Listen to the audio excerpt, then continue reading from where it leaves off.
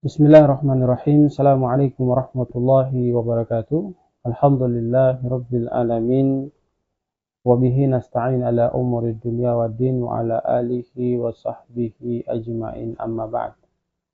Saudaraku kaum muslimin muslimat yang sama dirahmati dan dimuliakan Allah Subhanahu wa taala. Alhamdulillah, ucapan yang selalu senantiasa harus membasahi lisan kita sebagai ungkapan rasa syukur kita kehadirat Allah karena begitu banyak nikmat yang telah Allah hadirkan dalam perjalanan kehidupan kita. Mari terus kita berdoa tak henti-hentinya serta tak bosan-bosannya agar nikmat yang Allah berikan kepada kita membuat kita semakin hari semakin taat ibadah kepada Allah, semakin hari semakin menjauhkan diri kita daripada bermaksiat kepada Allah Subhanahu wa taala. Salawat dan salam semoga senantiasa tercurah limpahkan kepada junjungan kita Rasulullah Muhammad sallallahu alaihi wasallam, keluarga, sahabat dan insyaallah sampai kepada kita. Hadirin kaum muslimin wal muslimat jamaah TV dakwah Al-Surui yang berbahagia, sebagai manusia hambanya Allah Subhanahu wa taala yang ada di permukaan bumi ini, pernahkah kita berpikir sampai kapan umur kita diberikan jatah hidup oleh Allah Subhanahu wa taala? Atau mungkin karena kita takut mati sehingga kita tidak berani memikirkan hal yang demikian. Ketahuilah bahwa umur manusia adalah perkara gaib dan merupakan rahasia Allah Subhanahu wa taala. Tak seorang pun jamaah yang tahu berapa panjang usia yang dijatahkan oleh Allah untuk dirinya. Dan jamaah yang sama dirahmati dan dimuliakan Allah, meskipun umur adalah merupakan perkara gaib yang kita manusia satupun tidak mengetahui kapan dan di mana dan dalam kondisi apa kita diwafatkan, namun hendaknya kita selalu senantiasa berhati-hati untuk mengisi sisa kehidupan kita dalam perkara melakukan kebaikan, meninggalkan keburukan sebelum ajal menjemput diri kita. Hadirin yang sama dirahmati dan dimuliakan Allah, perlu kita ketahui bahwa pertama, sejak Allah Subhanahu wa taala menciptakan Nabi Adam alaihi salam dan membekalinya dengan keturunan, itu semestinya bisa menjadi pembelajaran bagi diri kita. Sebab Nabi Adam berikut keturunannya itu telah meninggalkan dunia ini. Dan perlu kita pahami juga, terhitung sejak seorang manusia terlahirkan dari rahim ibunya hingga ajal menjemput dirinya sudah tercatat di Lauhul Mahfuz.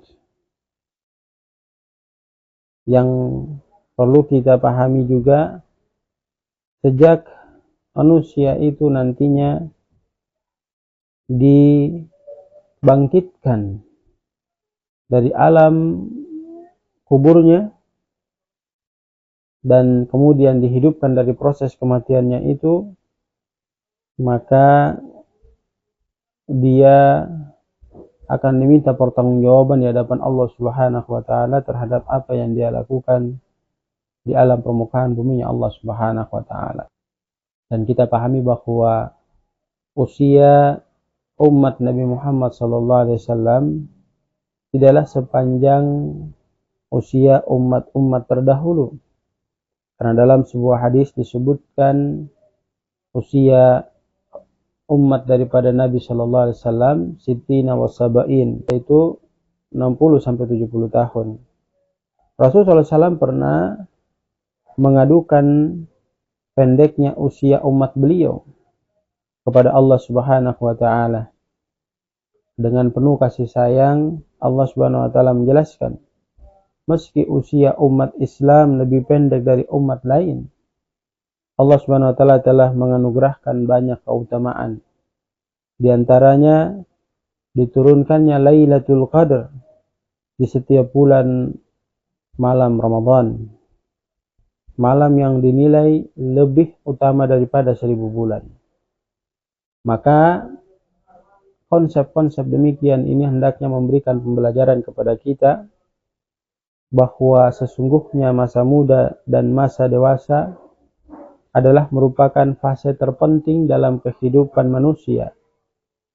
Mengenai pentingnya masa muda, seorang bijak pernah berkata, jika engkau tak bisa meraih kemuliaan di hari mudamu, tak akan mulia hidupmu sampai tua.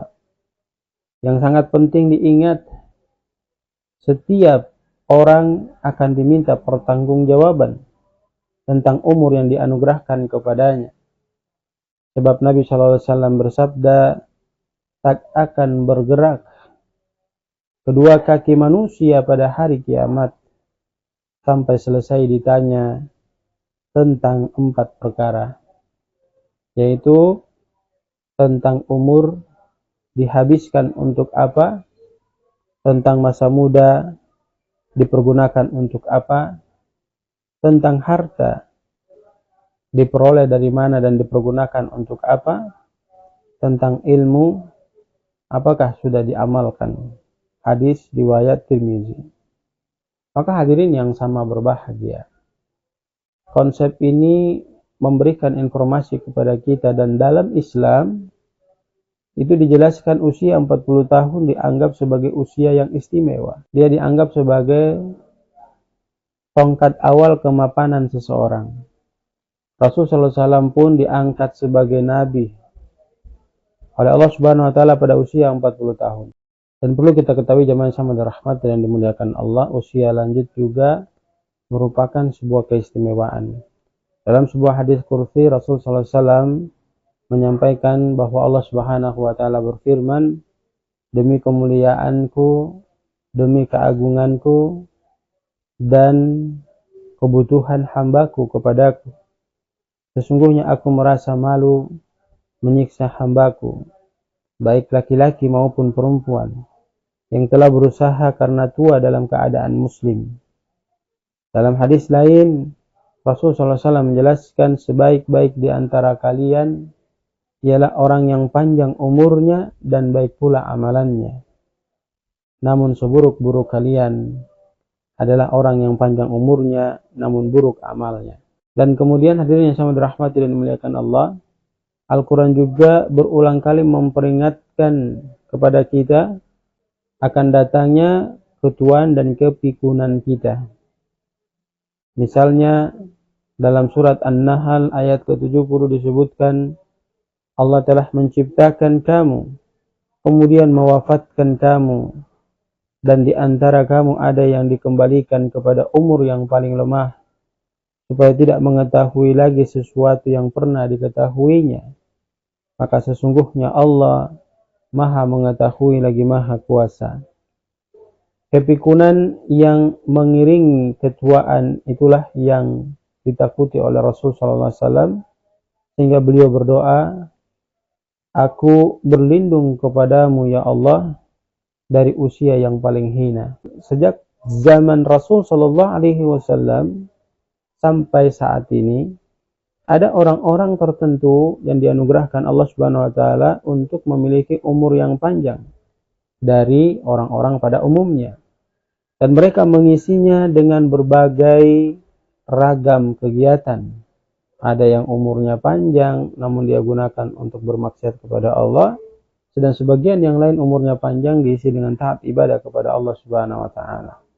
Maka perlu kita pahami konsep Nabi SAW yang mengajarkan kepada kita terkait dengan sebaik-baik orang yang umurnya panjang adalah mereka yang banyak melakukan kebaikan dengan umur panjangnya itu, dan seburuk-buruk orang yang umurnya panjang adalah mereka yang diberi umur panjang namun melakukan kemaksiatan kepada Allah Subhanahu wa taala. Hadirin kaum muslimin jamaah sama dirahmati dan dimuliakan Allah, di antara para sahabat Nabi yang dianugerahkan usia yang panjang adalah Anas bin Malik, salah seorang sahabat utama, perawi hadis terkenal dan pelayan Rasul sallallahu alaihi wasallam. Anas lahir pada tahun ke-10 sebelum Hijriah. Sejak kecil ia sudah memeluk Islam dan terus melayani Rasul sallallahu alaihi wasallam sampai beliau wafat. kurang lebih 10 tahun lamanya ia melayani Rasul SAW, yaitu selama beliau menetap di Madinah. Ibunya yang mula pertama membawanya untuk menghadap Rasul SAW agar dapat melayani Rasul SAW. Anas bangga menyandang predikat pelayan Rasul SAW, karena kedudukan itu memang suatu kemuliaan. Beliau adalah sahabat terbanyak memiliki anak berkat doa Nabi SAW. Suatu ketika ibunya memohon agar Rasulullah SAW mendoakannya, maka beliau SAW mendoakan Anas bin Malik, ya Allah, beri rizki anak dan harta kepadanya dan berkahilah dia. Anas radhiyallahu anhu adalah sahabat yang terakhir wafat di Basrah. Menurut riwayat yang paling kuat, beliau wafat pada tahun 93 Hijriah, bertepatan dengan tahun 711 Masehi, dalam usia yang begitu panjang, yakni 103 tahun. Wafat setelah menjalani kehidupan penuh perjuangan. Beliau adalah sahabat yang kaya dengan ilmu dan memiliki banyak amal. Dia di saat ajal hendak menjemput Anas bin Malik, beliau berkata, talkinlah aku dengan ucapan la ilaha illallah. Dan kalimat tauhid itu terus diucapkan hingga ruh berpisah dari jasad Anas bin Malik radhiyallahu anhu. Ada pula tokoh yang usianya tidak panjang tetapi penuh dengan keberkahan dan kehidupannya tetap dikenang orang dari zaman ke zaman. Salah satunya adalah Umar bin Abdul Aziz. Pada tahun 99 Hijriah atau bertepatan dengan 717 Masehi, terpilih sebagai khalifah, menggantikan Khalifah Sulaiman. Ketika itu beliau baru menginjak usia 37 tahun. Ia dipandang sebagai khalifah yang paling adil dan paling sederhana di antara semua khalifah Bani Umayyah.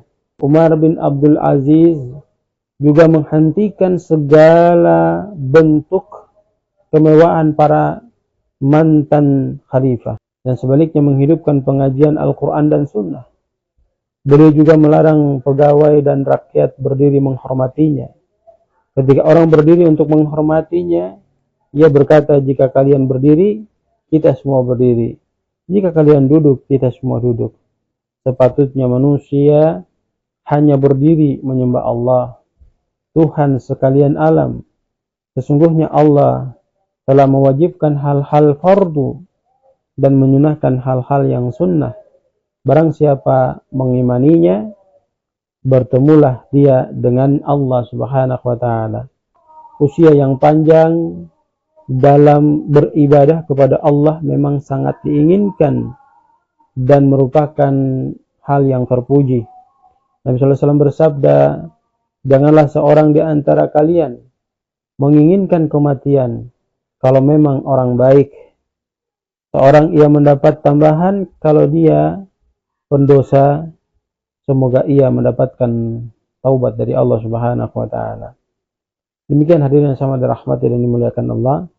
Hendaknya kita menjadikan hal di atas sebagai pembelajaran bagi kita, bahwa bukan usia panjang yang terpenting, melainkan keberkahan usia kita. Dan perlu kita ketahui bahwa sesungguhnya keberkahan usia kita itu diberkahi oleh Allah, ditandai dengan bagusnya amal ibadah dan akhlak kita semakin kita menuju kepada masa-masa tua kita. Dan semoga kita selalu senantiasa bisa istiqomah melakukan kebaikan setelah mendengar nasihat ini, agar dalam mengisi masa kehidupan kita di alam permukaan bumi Allah Subhanahu wa Ta'ala selalu menghasilkan pahala yang mendatangkan kebahagiaan kepada kita hidup di dunia apabila kita kembali menghadap Allah Subhanahu wa Ta'ala. Barakallahu fikum, jazakumullah khair. Subhanakallahumma bihamdika nasyhadu an la ilaha illa anta nastaghfiruka wa natubu ilaik. Billahi taufiq wal hidayah. Assalamualaikum warahmatullahi wabarakatuh.